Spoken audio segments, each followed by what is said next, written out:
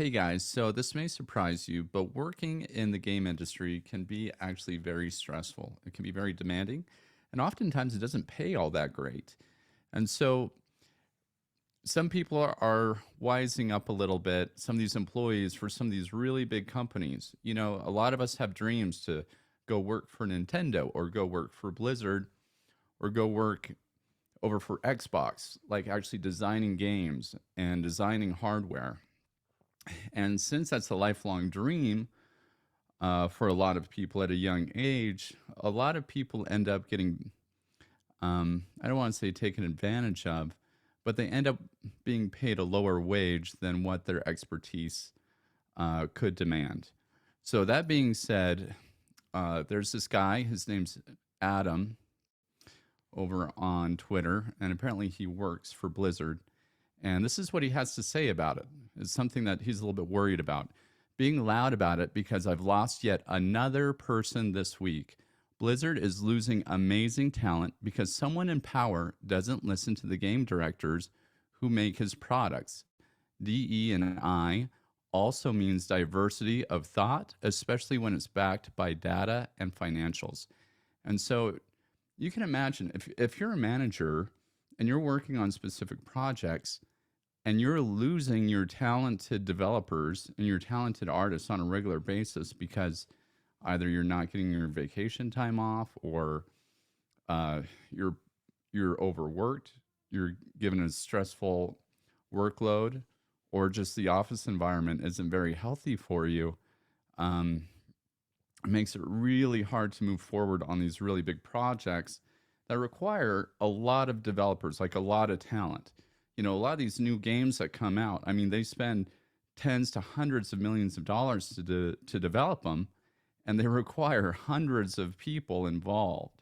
And so if you're constantly losing these people, it makes it really difficult to stay on deadlines and build these types of products.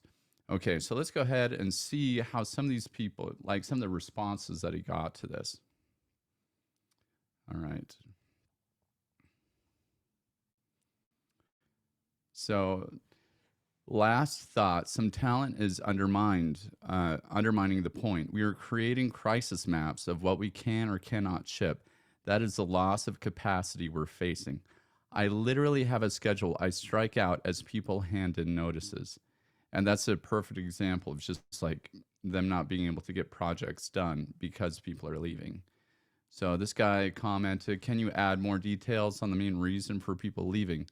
I've heard a large aspect is not respecting the hybrid remote environments and the force to be brought to the office. So this is a great insight into what's going on over at Blizzard. The remote work issue is the largest one. Some real examples of what folks are going through. One of my people already has permanent RTO but wants to move states. She can't because we don't approve remote work. No exceptions. So I would say ever since these last couple of years, remote work is really important to a lot of people, especially if they essentially do everything digitally and there's no reason for them to come into the office.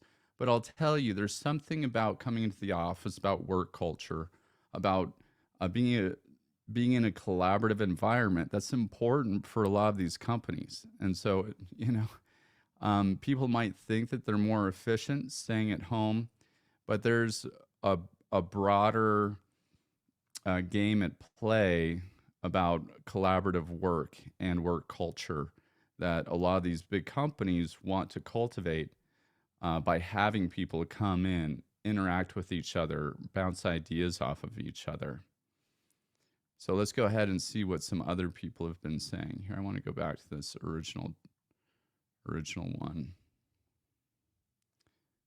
Okay, that was that one. Right, and then let's see. Here's another comment related to it. This is so sad for both the workers who put everything into this amazing game and deserve to have a career that they can enjoy and be respected, as well as the players who are going to likely see this positive direction take a grinding halt. especially at the mention of crisis mapping. So Adam responded by saying, "That's what I don't want to lose. We have amazing momentum. Dragonflight is a breath of fresh air.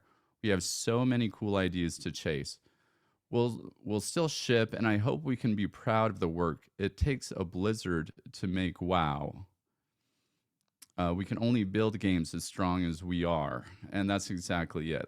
Just like I was talking, you need these massive teams to build these really incredible games. And yeah, these games will eventually ship, but are they going to be on spec of what they were initially planning on? Will they be able to implement all the ideas that they were hoping to? Not when they're losing talent like this. So hopefully, Blizzard can kind of figure out what it is that this top tier talent really needs to stick around, how they can make them happy, because yeah, it's partially money, right? But if it goes beyond that in terms of creating an environment where people are happy to work at. So that being said, though, man, Blizzard seems it's a pretty awesome place. If you can get a job there, that's a dream for a lot of people. Let's hope they can get that figured out. All right, that's all I have for you right now. You guys have a good one.